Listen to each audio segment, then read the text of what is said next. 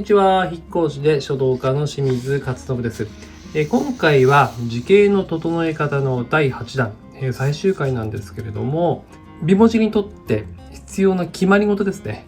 2つなんですけれども、この上の2段、こちらはね、口、四角で囲まれた字のちょっとね、その角と角の接し方の説明になります。で、右払いの重複について解説をしていきたいなと思います。それではよろしくお願いします。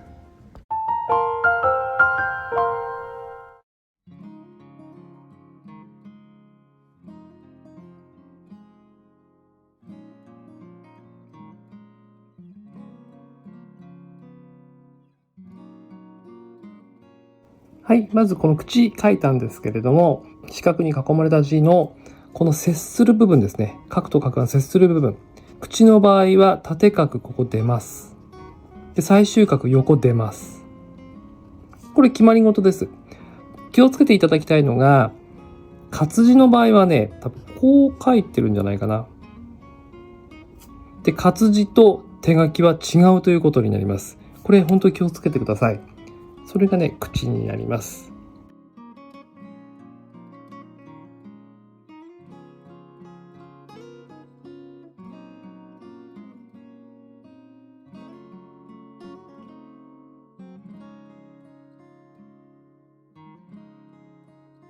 はい、続いてこの中、中なんですけれども、これもね、縦、下出ます。横、右出ます。で、この貫くような線がある場合は、口と同じように下と右出ることが多いですね。はい、それが中ですね。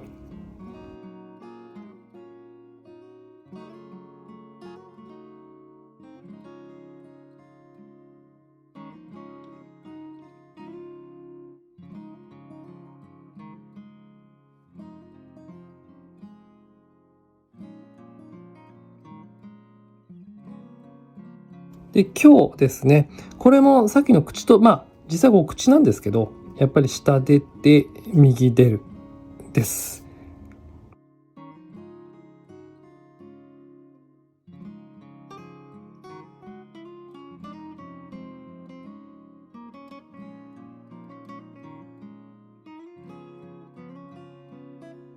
はい、四角の接し方で火なんですけれども、これはね、さっきの口と違います。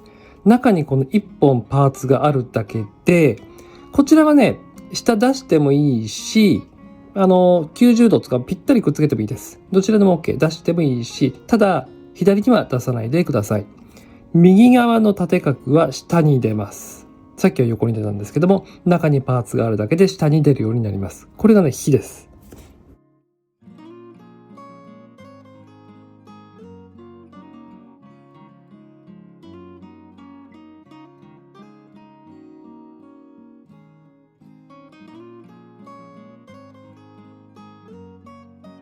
はい、続いて目ですね。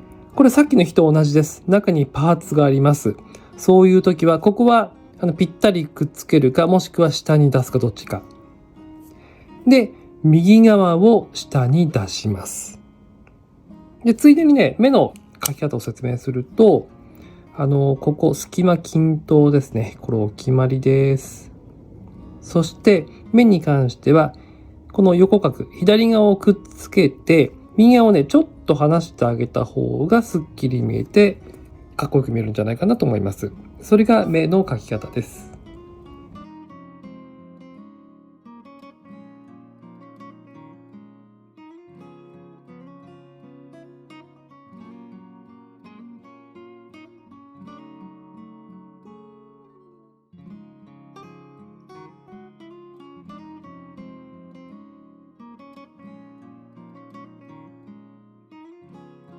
この国構えですね。今国って書いたんですけれども、これもさっきの一目と一緒です。こちら側はぴったりくっつけてもいいし、下に出してもいいです。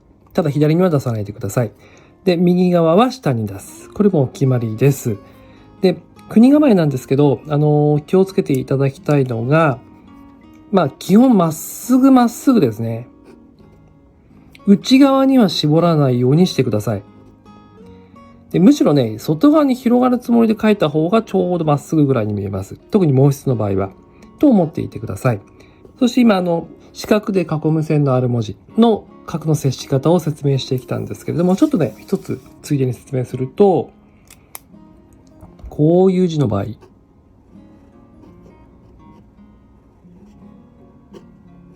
さっき目で説明すればよかったんですけどね。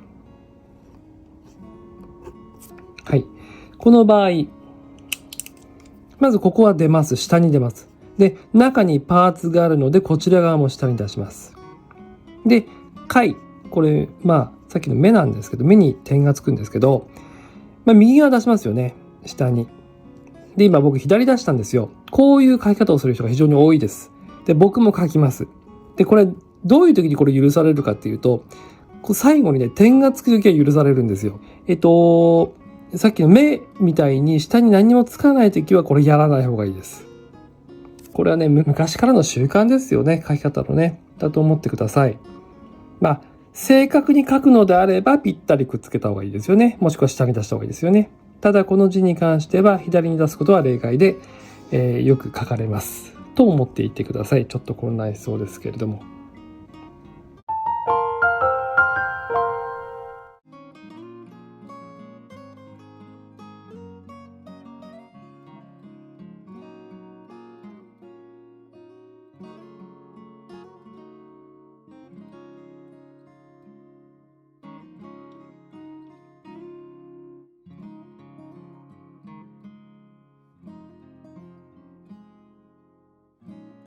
次に右払いの重複は避けるですね。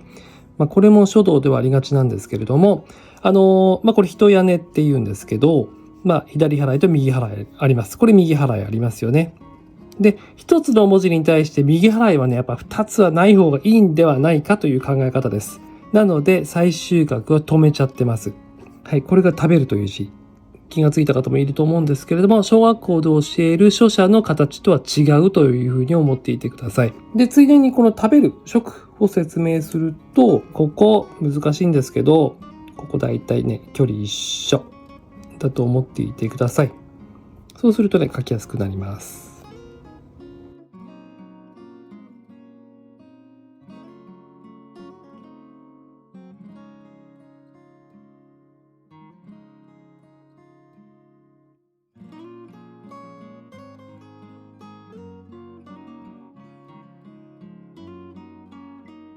次、炎なんですけれども、これもですね、先ほどと一緒です。今回の場合は、こちら右払いあるので、上の方は止めてます。これ逆でも OK。こっち右払いにしちゃって下止めても OK です。ただ文字としてはバランスとして、上に乗っける方が短い方がバランスがいいのではないかということで、上を止めています。これがね、炎の書き方です。あと一つちょっと、ついでに説明したいんですけれども、この火ですよね。火の左側の点。立ててます。要するに単品で書くと、こういうことなんですよね。立てる、内側に入れる。これがね、基本的な形になります。ただ、ちょっと僕ね、SNS で見たんですけれども、小学校でお子様が、この縦がちょっと内側に入ってたと。こういうふうに書いちゃったから、×にした先生がいたらしいんですね。×にはしないでください。間違いではありません。漢字って許容が非常に広いので、もちろんこれが標準の形ではあるんですけれども、全然内側に入れたからといって×ではないということだけちょっと知っておいてもらえればなと思います。それがね、炎、火の書き方になります。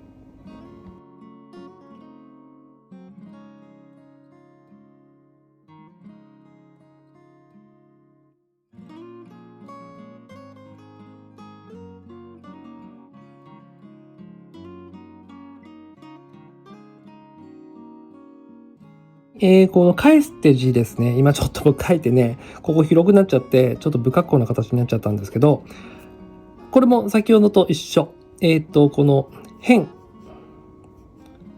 反るって方ですよね。反るって字ですけれども、ここ、止めてます。で、それは侵入が侵入ですね。侵入が右払いなので、ここ止めてます。で、これ絶対侵入は右払いって決まってるので、必然的に上の右払いは点に変えるということになります。で、これもね、先ほども言ったんですけれども、同じように教科書体、学校で教える書写の授業では右払いになっていると思います。なのでそれとは形が違うということを知っておいてください。それがね、返すという字です。はい、ということで今回はこの口、四角に囲まれた字の線の接し方ですね。角の接し方。そして右払いの重複は避けましょうという話をしていきました。ちょっとね、この辺混乱するかもしれないんですけれども、書道やってらっしゃる方とか、美文字を目指している方はちょっと知っておいてください。